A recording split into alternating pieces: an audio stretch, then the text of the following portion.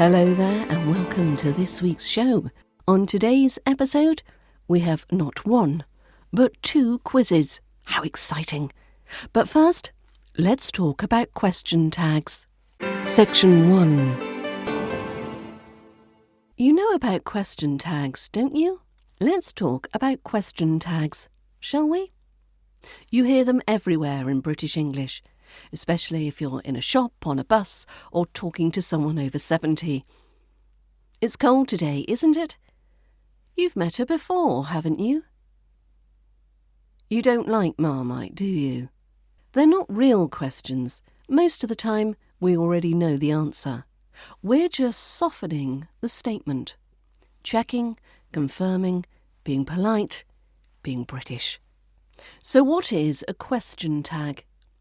It's a short question at the end of a sentence.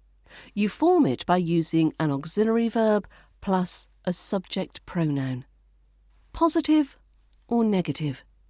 Here's the golden rule. If the main sentence is positive, the tag is negative. If the main sentence is negative, the tag is positive. She likes tea, doesn't she? She doesn't like tea, does she? But wait, what do we mean by positive tag or negative tag? It's all about the auxiliary verb, the little helper verb like do, be, have, can, will. A negative tag includes not, usually shortened so it's isn't, doesn't, can't. You've met him, haven't you? She will come, won't she? Now a positive tag doesn't have not. You haven't eaten, have you? He can't drive, can he? So, instead of saying, you're from Spain, with a question tag, you'd say, you're from Spain, aren't you?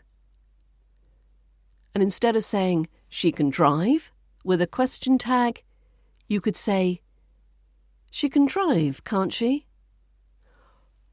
Or you wouldn't say, you didn't like it, but with a question tag, you could say, you didn't like it, did you?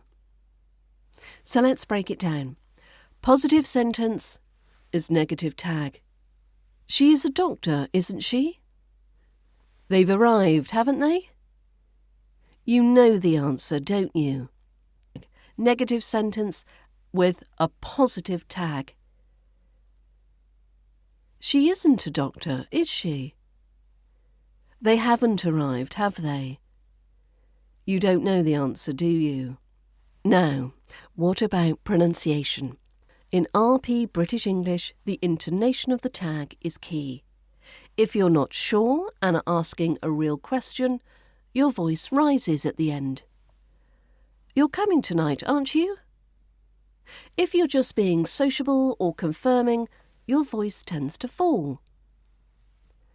Nice weather today, isn't it? Now we also contract most tags. So, is not, isn't, do not, don't, will not, won't, cannot, can't. So why does this matter? Question tags are everywhere in British speech, and using them naturally makes you sound confident, fluent, and well, just a little more British. You'll find plenty of pronunciation practice in my British accent bundle. Go on, you're tempted, aren't you? Helping you sound brilliantly British, one tiny tag at a time. Section 2. Question tag quiz. Can you tag it? Following the last section's exploration into question tags, would you like to test your knowledge? So I have a quick quiz to see whether you can complete each sentence with the correct question tag. Now you can access the full quiz on the website. I'll put the link in the show notes, but let's do a few of the questions here. Oh, and by the way, you will need a subscription to the British Accent Bundle to get access to all the quizzes. So why not join? It's learningbritishaccent.com/bundle. Okay, so complete the sentences with the correct question tag. Question 1. You're learning a lot from these emails. A, don't you? B, are you? Or C, aren't you? Question 1. You're learning a lot from these emails. Don't you? Are you? Aren't you? So if you said C, aren't you, you'd be right. Question 2. She can't swim. A, can't she? B, can she? C, does she? She can't swim. Can't she? Can she? Does she? Did you say B, can she? You'd be right. Let's do number 3. We've met before. Is it A, haven't we? B, don't we? C, didn't we? We've met before. Haven't we? Don't we? Didn't we? Yes, it's the first one. It's A. We've met before, haven't we? Section 3. Sorry, you're breaking up. How to handle bad lines politely. Let's face it, not every phone call is smooth sailing. Sometimes the line crackles, someone's calling from a noisy cafe, or you only catch every third word. So how do you deal with it the British way? Well, let's take a look. Here's some useful phrases when you can't hear someone clearly. So, polite ways to say you can't hear could be, I'm so sorry, you're breaking up a little. Could you say that again? The line isn't very clear. Would you mind repeating that? The signal's a bit patchy. Or, sorry, I didn't quite catch that. Now, if the background is noisy, you could say, there seems to be a bit of background noise. Would you mind speaking up a little? Or, sorry, it's a bit difficult to hear. Are you in a quiet place? Now, if you need them to spell or clarify, you could say something like, would you mind spelling that for me? Or, did you say 15 or 50? Or perhaps, can I just double check that number? Now, if you need to suggest a solution, you could say, shall I try calling you back? Or, would you prefer to continue this over email? Or perhaps, I can't hear you very well. Shall we reschedule?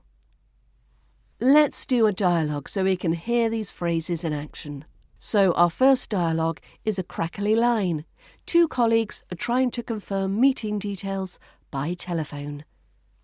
Hi, it's Priya. Just checking if we're still on for this afternoon. Hi Priya, sorry, you're breaking up a bit. Could you say that again? I just wanted to confirm our meeting at 2:30. Oh yes, 2:30, got it. Are we still meeting at the office? Sorry, could you repeat that? The signal's a bit patchy. No problem. I asked if we're still meeting at the office. Yes, same place as before, thanks. Perfect. See you then. Okay, so dialogue number 2 is when you've got a noisy background. So we've got a client calling from a train station and the receptionist is struggling to hear clearly. Caller. Hi, I'm just calling to check what time my appointment is tomorrow. Of course. Sorry, it's a bit difficult to hear. Are you on speaker? Yes, I'm at Paddington. It's a bit noisy.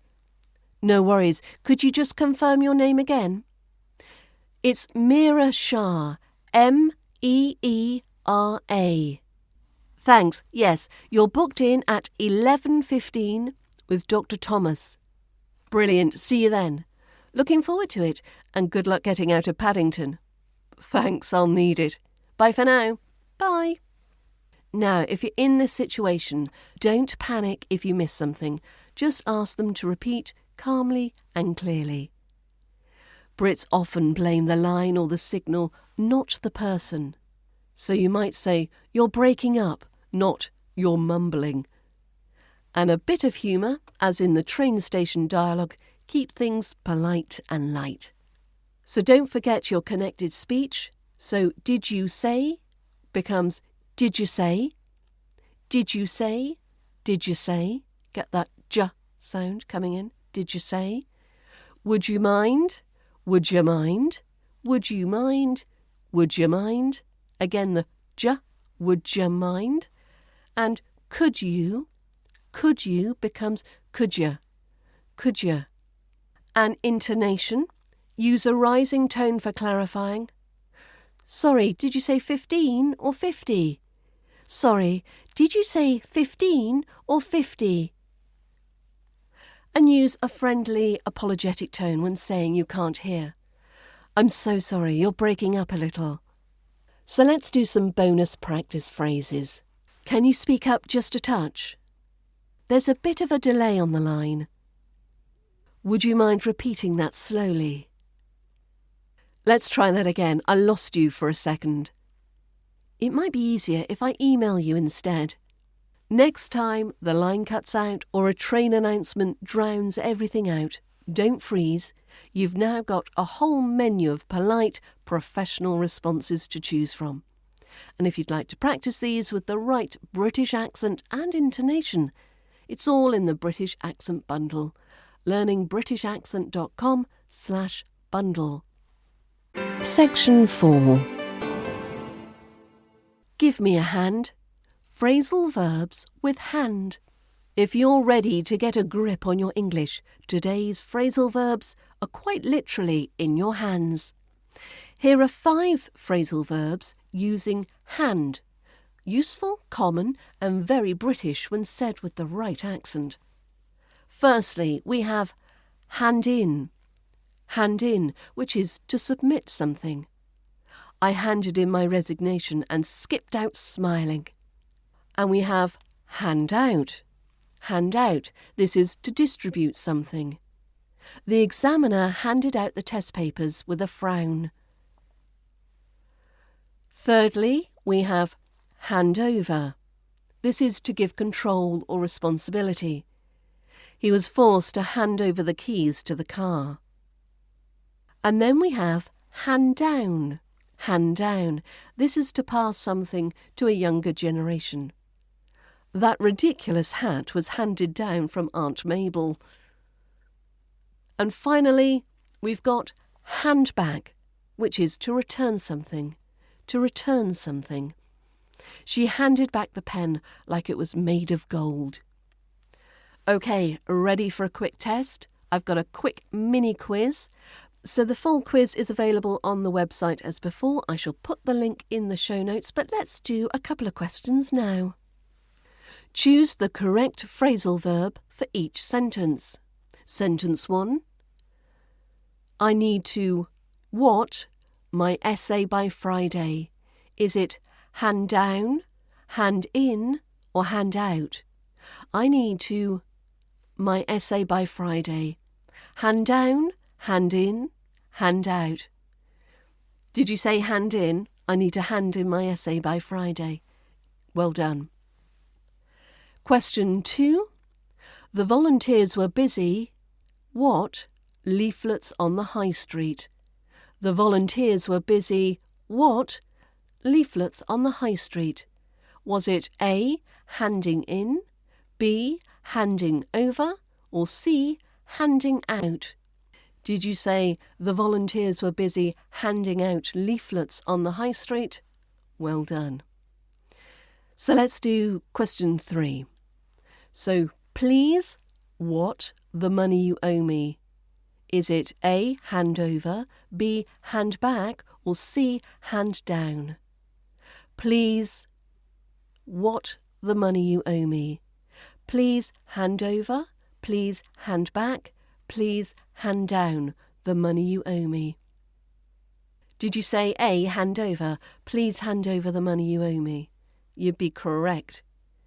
You could say hand back, that would possibly work as well, but hand over is what we're looking for here. So that's it for another week. I hope you enjoyed the show.